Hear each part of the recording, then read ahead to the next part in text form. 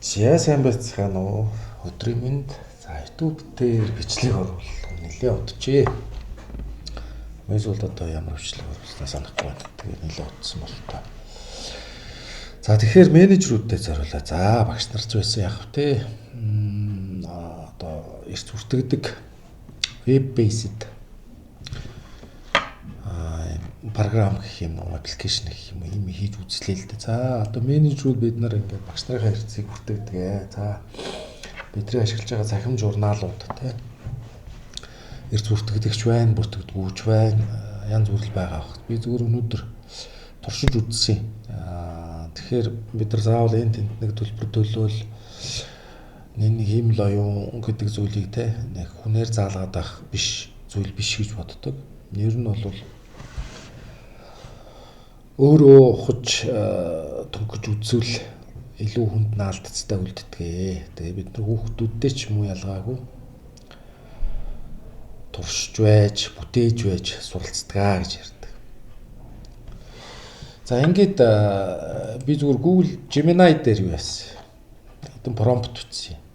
За тэгээ энийгээ та бүхэнтэй хуваалцъя гэж бодлоо. За магадгүй зарим нь одоо нэг иймэрхүү юм хийчихэл төлбөртэй группт ор байр нэтрээ гэдэг юм байдаг. Яг хөө тэр төлбөр төлөөд сурах нь бол хүний эрх боловч нөгөө талаар бид нар бас менежер улсууд те аливаа зүйлийг ирж хайх, шин санаа олох тэр бүх зүйлээ одоо хиймэл оюуны тусламжтайгаар бас биелүүлэх юм бодож санаж явж байгаа ажлуудаа биелүүлэх юм боломж бас байж болох юм аа гэж харж байгаа. За ингээд их нь уршаад явах уу. За анхны промпт. Би бол тийм мэргэжлийн сүрхий промпт өчтдөг юм шээ. Ерөнхий өөрийнхөө хэрэгцээг бол хангацдаг. За ингээд чи бол мэргэжлийн код үчигчээ гэд дүрийг өгчөж байгаа програм хөгжүүлэгч. За сургуулийн багш нарын хэрэгцээг бүртгэх програм хийх захиалга авсан. Web based локал ашиглах програм юм аа. За тэгээ өвчтөжлөлтөд залсан өдрийг бүртгэх хоцорсон менюудыг бүртгэх гол зорилготой гэд.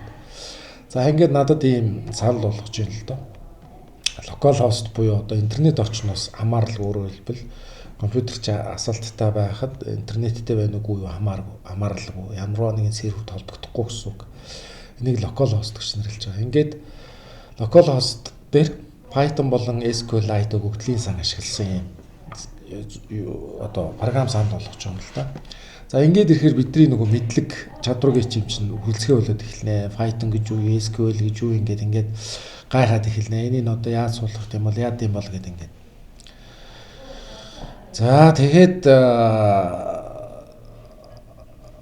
надаас ингээд багш нарын нэрийг өгч хүүх. За би ингээд багш нарын нэрийг өгөөд тэгээд бичиж эхлэе. Заавал Python гэхгүй HTML based. HTML based гэдэг бол одоо жишээлбэл ямар ч төрлийн браузер дээр Google Chrome дээр ч юм уу одоо Mozilla Firefox дээр ч юм уу те ажиллах боломжтой ийм HTML гэдэг чинь одоо интернетийн анхан шатны hypertext ямар language үлээ дээ тийм. Тэгээ тусгай зориултын програм хангамж шаарддаггүй ийм онцлогтой ийм програмчлалыг хэлж гэж бас ярьдаг юм л да. За нэг ийм бит. За тэгээд HTML based гэдэг ингээд. За тэгэнгүүт надад шууд ингээд кодыг үүсгэж өгч байгаа маа. За энэ кодыг би copy code гэдэг дээр дараад хуулж аваад. За одоо жишээлбэл энэ дээр гэсэн үг.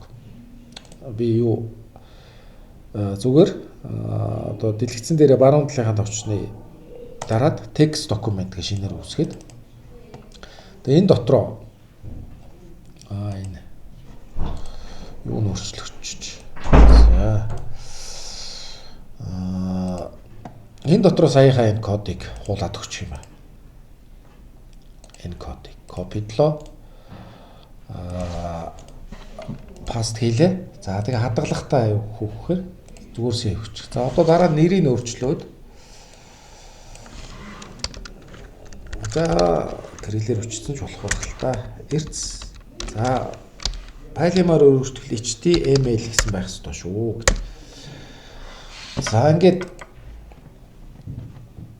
саяга хадгалсан файлыг нээхээр ингээд миний анхны одоо HTML based багшийн эрцийн систем бүтээгээд өгцөө. За тэгээд тайлангаа CSV файл буюу за CSV-ийн их түгээмэлийн формат л да. Одоо Excel дээр ашигладаг. За ингээд гих мэтлэн ингээд үүсгэж өгч байгаа. За тэгэнгүүт нүүн дээр багш нарын ирсээр дашборд харуулах боломжтой юу?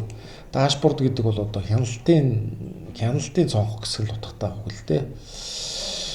Дашборд. Одоо энэ дээр янз бүрийн гоё дүрс мөрс оруулаад хийж болох л баг. За ингээд тэгсэн чинь боломжтой гэд дахиад надад ийм код үүсгэж өгсөн. За энэ кодыг хуулж аваа дахиад ажиллуулсан. Багшийн нэр мэрэгжил энд байна гэд. Түрүүнийх нь болохоор багшийг нэгээр нэмэх юм байсан байхгүй. Тэгэнгүүт нь би Excel-ээр багшийн нэр мэрэгжлийг өгсөн. За тэгэнгүүт дахиад энд над код үүсгэж өгсөн. Тэгсэн чинь нөхөр доторх одоо юу гээ те багшийн нэрийг 23 багш байна энэ гэхээр 46 багш байгаа шүү гэд ингээд залруулж өгч. За ингээд цаашаа яваад дашбордод 7 хоног сараар харуулах сонголт нэмж өгнө үү гэд. За тэгэхээр өмнөхдөр нь бол 7 хоног сарын юу байгаагүйсэн. Багш нарын эрсийг тасалсан өвчтөй чөлөөтэйгээс гадна бусдаар шууд автоматар чөлөөтэйгээс бусдаар шууд автоматар ирсэн гэж харуулах хэрэгтэй байна. Ирсэн гэсэн боловч дашборд дээр заавал ирсэн гэж бүртгэж байна гэд. Өөрөөр хэлбэл хүн болгоныг өдөр болгон заавал ирсэн гэж бүртгэх гэсэн юм баггүй юу? Тэгэхээр тийм ингэж бүртгэжээж энэ дашборд дээр харагдаад. За тэгэнгүүт өдөр 7 хоног сарын дашбордыг багш бүрээр мөн мэрэгжил тус бүрээр нь ялгах шаардлагатай. Экспортод JPEG, PDF сонголт нэмэх, сонголт нэмэх гэдэг. За ингэнгүүт дахиад гаргаад ирчих. Багш бүрээр эсвэл мэрэгжлээр сонгох үед дашборд өөрчлөгдөхгүй байна. Мөн JPEG экспорт хийж үзэхэд дашборд хэсгээс гадна багшийн нэр хэсэг давхар харагдчихээн. Зөвхөн дашбордыг харуулаа. За ингээд хамгийн сүүлийн байдлаар надад үүсгэж өгсөн нь бол ингээд одоо жишээлбэл өнөөдөр нэг багш өвчтөй байсан байх нь шүү дээ. За ингээд мэрэгжлээр нь салгаж харуулж болж байна. За JPEG дашборд дээр дарахаар надад шууд дашбордны юу өгчөж байна те. Зургийг өгчөж байна.